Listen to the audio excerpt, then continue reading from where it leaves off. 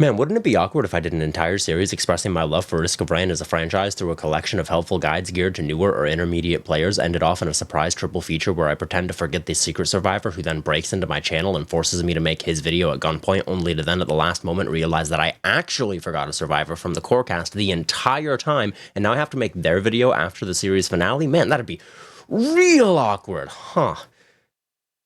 Huh. Anyways, unrelated to any of that, here's how to play Huntress. Like Commando, Huntress is unlocked right away, so we'll be going straight to her abilities, starting with Strafe. You fire arrows at the nearest target while maintaining your full movement speed, automatically turning to fire at whoever is closest to you while you keep moving.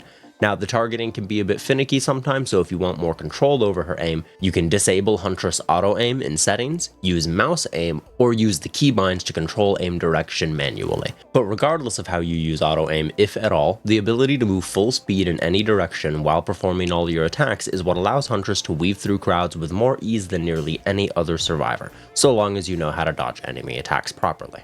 Next, your secondary is Laser Glaive. You throw a glaive that bounces up to 4 times, gaining damage on each bounce. It can move through enemies and terrain in order to reach targets, and trigger on hits with each strike. Pair that with a 3-second cooldown, and you have a great ability to mix in some spammable crowd control into your basic attacks.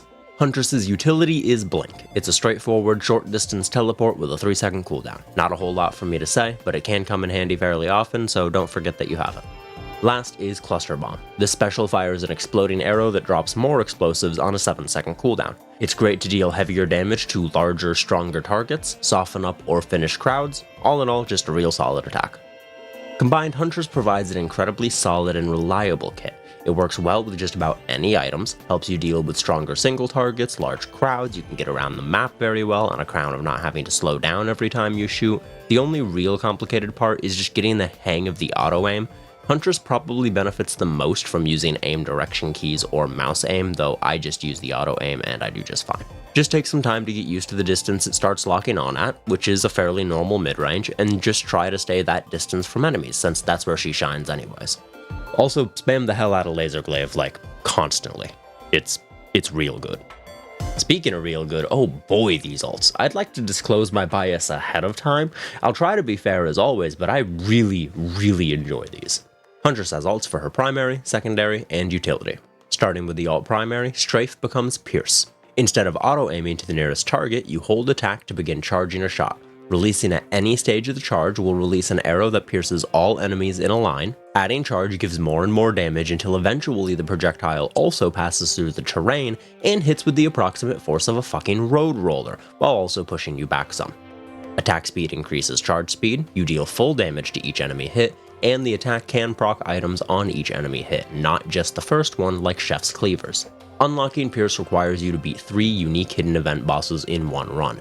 This does include Providence, but it doesn't include the Toxic Beast in the hidden stage Boar Beach. The easiest way I found to complete this is to kill the Artifact of Cognition boss stage 1, then either Acrid or Dire Seeker. Then, of course, end with Providence. Alternatively, you could just kill those 3 without Providence, or try to get Acrid and Dire Seeker first and skip the Cognition boss. Next, the secondary is Laser Cyclone, and comes from the trial Blades in the Wind, which has you use the ability to defeat a Toxic Beast. While the trial may not show it off, this is by far one of the best abilities in the entire game as far as damage potential goes. When using the ability, you throw basically a Destructo disc that tries to make its way back to you, at which point it ends and starts its cooldown. But here's the thing, you don't have to let it reach you. Keep it out and keep running through and around enemies and it just shreds them. Additionally, every hit can proc items, and even though we're not talking items yet, Backup Mags lets you have multiple discs out at once, doubling, tripling, or more all of its already insane attributes. The only difficulty with this is learning how to move in such a way that you kite enemies and the disc to collide with each other, but Huntress excels at kiting, so that's not exactly an impossible feat. Last but not least, the alt utility is Warp Dart. Hold to pull up a moving targeting reticle and release to fire. The dart damages enemies as it passes through and warps you to whatever terrain it contacts. This takes a bit more skill to use and has a longer cooldown, but it opens a lot more immediate map exploration ability. And while the trial piercing space and time that you have to do to earn it made me want to rip my fucking hair out, the ability itself is real good. It's hard to say Huntress's ults aren't just straight upgrades from their main counterparts. However, there is a catch. All of the main abilities are much simpler and easier to use. Keep your distance from enemies and let auto-aim do the rest. Laser Glaive is more spammable, but Laser Cyclone has more theoretical damage per use, but that damage only matters if you have the right movement to manipulate the Cyclone properly. Pierce can do so much damage per shot that when it's combined with on-hits, it hits with the force of a fucking intercontinental ballistic missile, but that doesn't matter if you get jumped while charging it and have your face quite forcefully removed. High skill, high reward. In that vein, a lot like Commando, in that once you've learned what Huntress wants to teach you, that being proper movement and enemy kiting, she takes the proverbial training wheels off and forces you to maximize what you learned in exchange for more overall power and more dynamic gameplay. Lastly, let's cover items. Like Commando, Huntress can use basically every item very well. But of course there are a few that stand out, so let's get some examples going, yeah? In white, rack up those backup mags. Both secondaries are fantastic to the nth degree, either because of their spammability for consistent damage, or their insane potential output per disc by having several at once. Rusty Knife does great on all kits, but those bleed ticks on Pierce really are something else. And introducing another theme for items you always want, fire speed and move speed. The good old trifecta of Goathoof, Syringe, and Mocha get an incredible mileage out of a character that doesn't need to slow down in order to attack, or can spend less time charging before releasing really powerful attacks. Lastly, Hermit Scarf is excellent if you like weaving through crowds as much as I do, and in the same vein, the Toxin will give you great mileage with that strategy as well, especially if you have a roided up Destructo disc following behind you.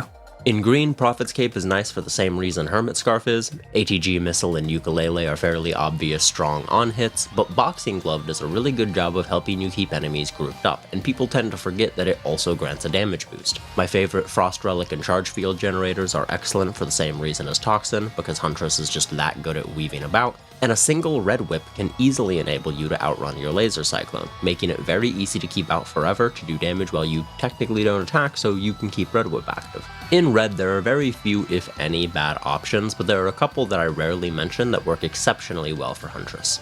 If you're running alt secondary, Shattering Justice is great, especially if you combine it with the Toxin and other proximity damage items. Additionally, weaving through a crowd constantly gives a lot better mileage from Interstellar Desk Plant. And lastly, if you like the normal primary, Heaven Cracker can give you some of the benefits of Pierce while keeping the ease of use that Strafe provides.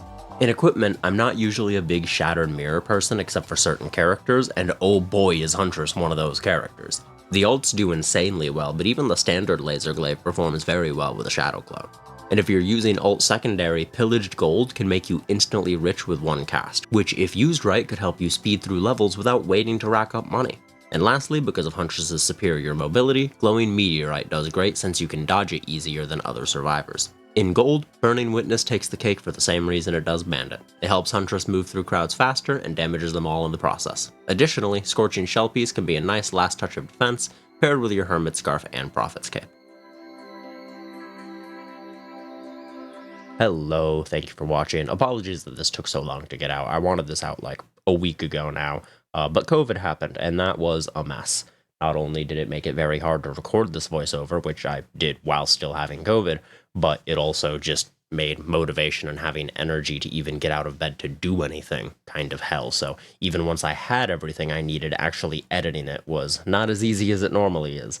So that sucks, but I am glad to finally have it out and to have finally concluded this series. I do want to reiterate to everyone, as I have said throughout this series, that this is not a Risk of Rain channel, but at the same time, that does not mean that Risk of Rain is gone now. I already have a few things planned. I want to do some returns-based, like, run videos, just some, like, kind of goofy shit. I also want to do a Risk of Rain 2 VR video. I think it'll be like a tier list of who I enjoy playing in VR the most kind of thing, who I think the best VR characters are, and just kind of showing off the mod, because Risk of Rain 2 VR is fantastic. I love it so much. And then maybe just some like goofy Risk of Rain 2 stuff. I don't know. Maybe even a Risk of Rain 1 video. Maybe we'll play the original some. I like Risk of Rain 1. There's a bit of silly charm to it. So, you know, we'll see. But Risk of Rain is definitely not going anywhere. That being said, if you like the funny block game, I have some stuff coming out for that. I have all kinds of various things. Also, we play Deep Rock Galactic on stream. You should if you like the funny dwarf game and like some rockin' and maybe even some stonin', check us out on Twitch. Hint, hint, nudge, nudge. Okay, I'm done taking up your time. Have a good night. Bye.